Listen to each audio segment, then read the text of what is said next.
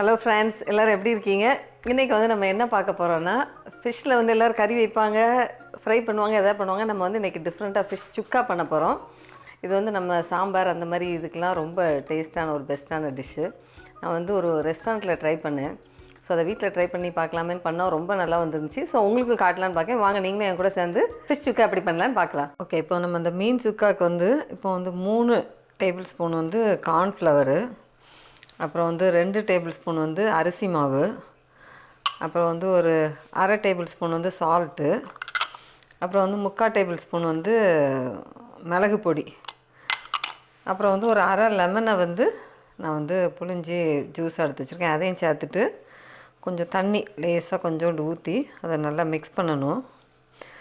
நல்லா ஒரு தோசை மாவு பதத்துக்கு நல்லா மிக்ஸ் பண்ணிவிட்டு ஒரு அரை கிலோ மீனுக்கு வந்து இந்த அளவு மெஷர்மெண்ட்டு மிக்ஸ் பண்ணிவிட்டு ஒரு அரை மணி நேரம் நல்லா ஊற வச்சிடணும். ஃபஸ்ட்டு நான் வந்து ஒரு ஃபில்லே மாதிரி எடுத்திருக்கேன். இதில் வந்து முள் எதுவும் இல்லாத மீன்.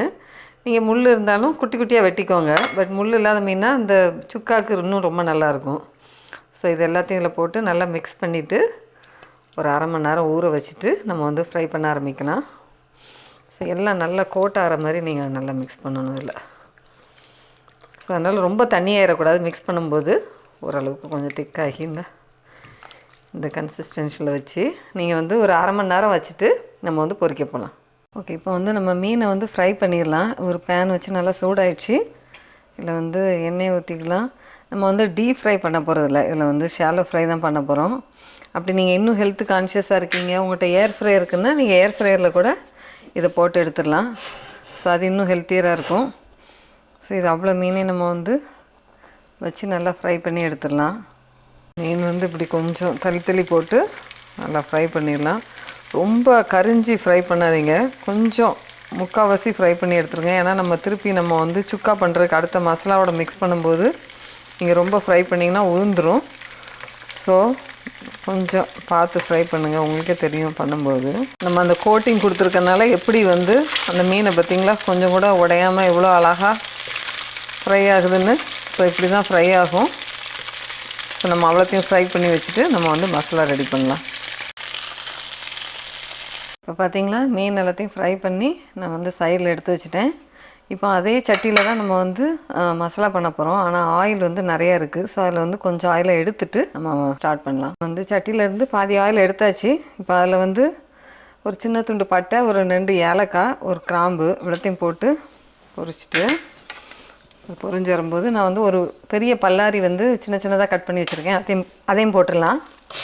அதுக்குலாம் ஆயில் என் மேலே அடிக்குது. ஸோ ஒரு பெரிய பல்லாரி வந்து நல்லா குட்டி குட்டியாக வெட்டிடுங்க, ஏன்னா நல்லா கிரேவி அப்போ தான் நல்லா வரும்.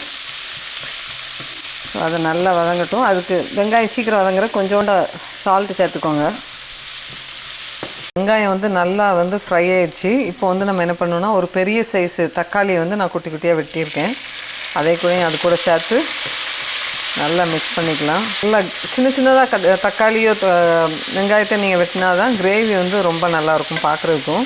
தக்காளி வந்து நல்லா ஓரளவுக்கு வதங்கிட்டு இந்த ஸ்டேஜில் வந்து நம்ம என்னென்னா 1 டீஸ்பூன் வந்து நம்ம சீரகப்பொடி, அப்புறம் வந்து 1 டீஸ்பூன் வந்து மிளகு பொடி, 1 டேபிள் ஸ்பூன் வந்து இஞ்சி வெள்ளைப்பூடு அரைச்ச பேஸ்ட்டு, 1 டீஸ்பூன் வந்து மஞ்சள் பொடி, 1 டேபிள் ஸ்பூன் வந்து தனியா பொடி, மல்லிப்பொடி, அப்புறம் வந்து 1 டேபிள் ஸ்பூன் வந்து காஷ்மீரி சில்லி பொடி. இது இல்லைன்னா நீங்கள் ரெகுலர் சில்லி பொடி கூட போட்டுக்கலாம். இதை போட்டு நல்லா மிக்ஸ் பண்ணிவிட்டு அது ட்ரை ஆகிடக்கூடாது. ஸோ அதனால் கொஞ்சம் தண்ணியை ஊற்றி நம்ம நல்லா கிரேவி பதத்துக்கு கொண்டுடலாம். நல்லா அந்த கிரேவி வந்து கொதித்து வந்துட்டுருக்கு. இப்போ வந்து கொஞ்சோண்டு மல்லி இலை இப்போ போட்டுக்கோங்க.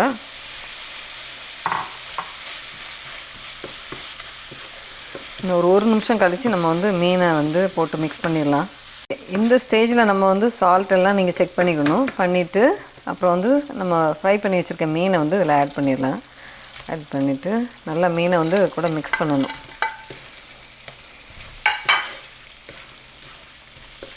நல்லா வந்து எப்படி மீனில் நல்லா கோட் பண்ணி நல்லா வச்சுட்டு ஒரு 2 நிமிஷம் நம்ம வந்து வச்சுட்டு அப்புறம் நம்ம வந்து மேலே மல்லித்தூவி மல்லி இலையெல்லாம் நல்லா தூவி விட்டுட்டு அதுக்கப்புறம் நம்ம வந்து டேஸ்ட் பார்க்கணும். வாங்க, பார்க்குறக்கே இவ்வளோ அழகாக இருக்குன்னு பார்த்தீங்களா? இப்போ நம்ம ஃபிஷ் சுக்கா வந்து ரெடி. ஓகே, நம்ம ஃபிஷ் சுக்கா வந்து இப்போ வந்து சுட சுட ரெடியாக இருக்குது. நம்ம வந்து எப்படி இருக்குன்னு டேஸ்ட் பண்ணி பார்க்கலாம். எனக்கே ஒரு எக்ஸைட்மெண்ட்டாக தான் இருக்குது, பார்க்குறக்கே ரொம்ப அழகாக இருக்குது. பயங்கர சூப்பராக இருக்குது. கட்டாயம் ட்ரை பண்ணி பாருங்கள். ஃபிஷ் கறியோடையும் நல்லாயிருக்கும், சாம்பாரோடையும் நல்லாயிருக்கும். அதோடைய டிஸ்கிரிப்ஷன் எல்லாத்தையும் நான் உங்களுக்கு கீழே கொடுக்கேன். ஆல்ரெடி நம்ம சேனலில் இருக்குது, அதை நீங்கள் போய் செக் பண்ணி பாருங்கள். இது வந்து உண்மையிலே வந்து ஒரு பெஸ்ட்டு டிஷ்ஷு. கட்டாயம் ட்ரை பண்ணிவிட்டு உங்கள் கமெண்ட்ஸ் வந்து எனக்கு கொடுங்க. பிடிச்சிருந்துச்சுன்னா லைக் பண்ணுங்கள், ரொம்ப பிடிச்சிருந்துச்சுன்னா சப்ஸ்கிரைப் பண்ணுங்கள்.